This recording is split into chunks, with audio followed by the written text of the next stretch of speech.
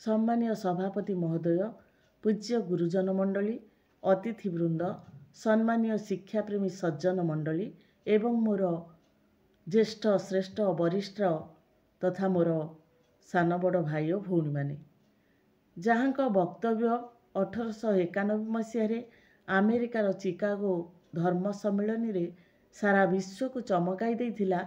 सेही विश्व प्रसिद्ध महान आध्यात्मिक साधक होउचंती विवेकानंद, स्वामी विवेकानंद, जहाँकर पूरा नाम थिला नरेंद्रनाथ दत्त। से 1863 मसीहा जानुआरी 12 तारिख रे धर्मप्राणा भुवनेश्वरी देवींकर कोलमंडन करी जन्म नेइथिले कलिकतारे। तांकर पिता थिले विशिष्ट वकील विश्वनाथ दत्त। पिलादिने जेतेबेले से माँ ठारू शास्त्र पुराण शुणुथिले सेतेबेले तांको आध्यात्मिक चेतनार सूचना मिलिथिला। छात्रावस्थारू से अत्यंत साहसी एवं निर्भीक थिले। 1881 मसीहा दक्षिणेश्वर ठारे तांकर सिद्ध पुरुष रामकृष्ण परमहंसଙ୍କ सहित साक्षात होइथिला। तांकरी संस्पर्श रे नरेंद्रनाथ आसिबा परे तांकर आध्यात्मिक चिंता चेतनार परिप्रकाश घटिथिला। तांकरी प्रेरणा रे विवेकानंद सारा विश्व को धर्मर आलोक प्रदान करने ब्रती होइथिले। पितांकर अकाल वियोग जोगु से शिक्षकता और बही अनुवाद करी परिवार पोषण करुथिले, किंतु विचलित होई नथिले। से कहूथिले दुख आ विपद मनीष जीवनर कसटी पत्थर परी, विपद समय रे भांगी पड़िबा उचित नुहे।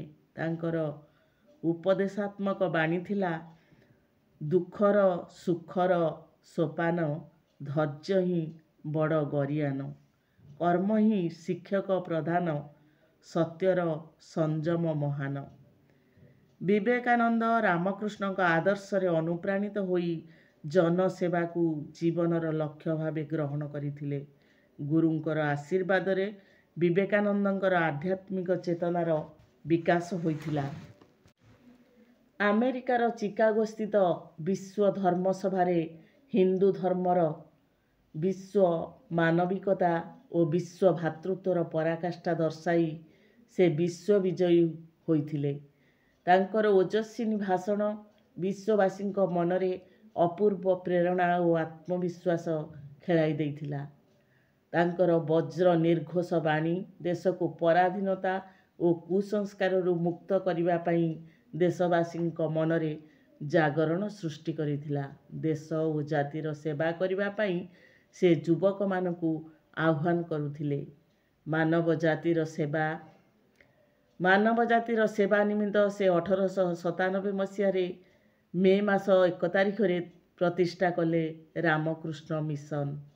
से देश सारा बुली बुली अस्पृश्यता दूरीकरण, सांप्रदायिक सद्भाव प्रतिष्ठा, नारी शिक्षार प्रसार, दरिद्र सेवा तथा मातृभूमि सेवार वार्ता प्रचार करि जाइछन्ति।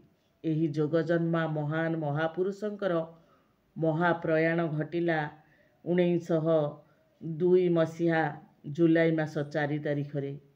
विवेकानंद एकाधार रे थिले जने आदर्श गुरु, देशप्रेमी आध्यात्मिकवादी, समाज संस्कारक और अप्रतिद्वंदी सर्वश्रेष्ठ वक्ता। सेही महामानव विश्व विजयी विवेकानंद को कोटि कोटि प्रणाम करी एतिकी कहूची, हे विश्व विजयी विवेकानंद, तुम पादे देउअछि भक्ति कुसुम, भारत रे आउबारे निय जन्म। एतिकी कही मु मोर बाणी को विश्राम देउछि। जय हिंद, जय स्वामी विवेकानंद, जय भारत माता।